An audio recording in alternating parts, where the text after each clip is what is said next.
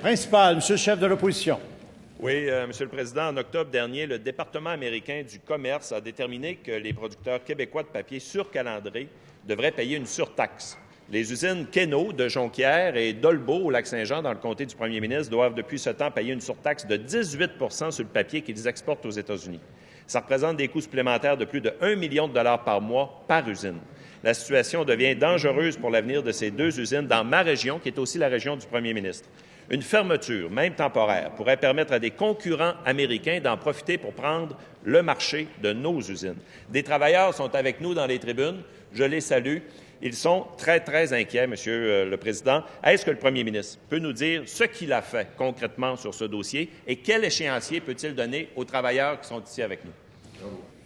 Monsieur le premier ministre. Monsieur le Président, on est certes préoccupé par ça, d'autant plus c'est très injuste ce qui a été décidé unilatéralement aux États-Unis parce qu'il y avait un problème avec une usine dans une autre province canadienne. On a décidé d'étendre les tarifs à nos usines québécoises, à notre avis, sans aucune justification. C'est la raison pour laquelle on a rapidement fait pression sur le gouvernement fédéral pour que les recours nécessaires sur la scène internationale soient faits. Ça a été fait. Le gouvernement canadien a déposé les propositions d'appel au secrétariat de l'ALENA, dont, en passant, l'opposition officielle ne serait pas membre si leur projet se réalise.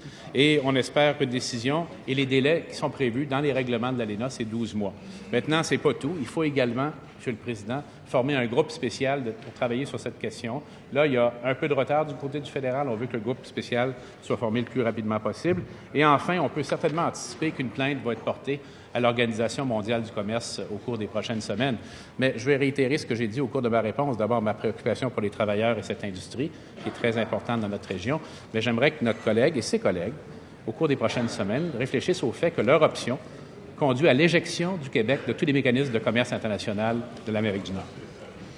Première complémentaire, Monsieur le chef de l'opposition. Oui, Monsieur le Président, on parle d'emplois qui sont menacés. Le premier ministre nous parle de faire pression, nous dit qu'il y a des retards. Il fait pression du côté du gouvernement fédéral. La situation est grave. Il n'a pas l'air à s'en rendre compte.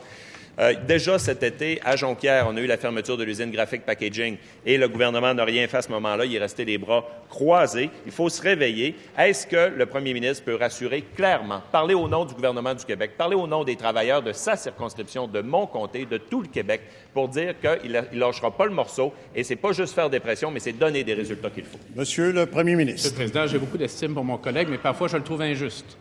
Par exemple, dans le cas de Graphic Packaging, il sait très bien que dans les heures qui ont suivi l'annonce unilatérale non avertie de l'entreprise, j'ai moi-même contacté le président de l'entreprise. Il sait très bien ça. Il sait très bien que les démarches se poursuivent actuellement auprès du repreneur des installations. Il faut qu'on ait un autre projet sur le site. Il le sait, il ne le dit pas. Ça me déçoit beaucoup de sa part. Maintenant, je vais répéter, Monsieur le Président, que sur la question du papier surcalandré, nous déplorons cette situation. Nous voulons agir avec le gouvernement fédéral et sur les marchés et sur les organismes de commerce international, mais c'est là que se trouvent les juridictions et les véritables moyens d'action. L'option qu'il défend, je le dis aux travailleurs qui sont en haut ici, l'option qu'il défend retire au Québec toute influence dans les accords de commerce nord-américains. Deuxième complémentaire. Complémentaire, Monsieur le député de Bonaventure. Merci, Monsieur le Président. Écoutez, depuis 2005, c'est 20 000 emplois directs qui ont été perdus dans la transformation du bois. C'est 284 usines qui ont fermé leurs portes. Actuellement, il y a 2 autres usines sur lesquelles pèse une menace très grave.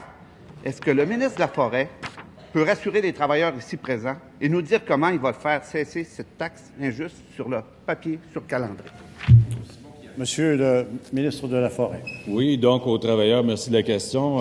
Je tiens à rappeler qu'il n'y a pas seulement les assises de l'Union des municipalités du Québec. De l'autre côté, il y a aussi le congrès du Conseil d'industrie forestière auquel était présent hier mon collègue des Finances, auquel va participer la ministre du Développement économique tout à l'heure.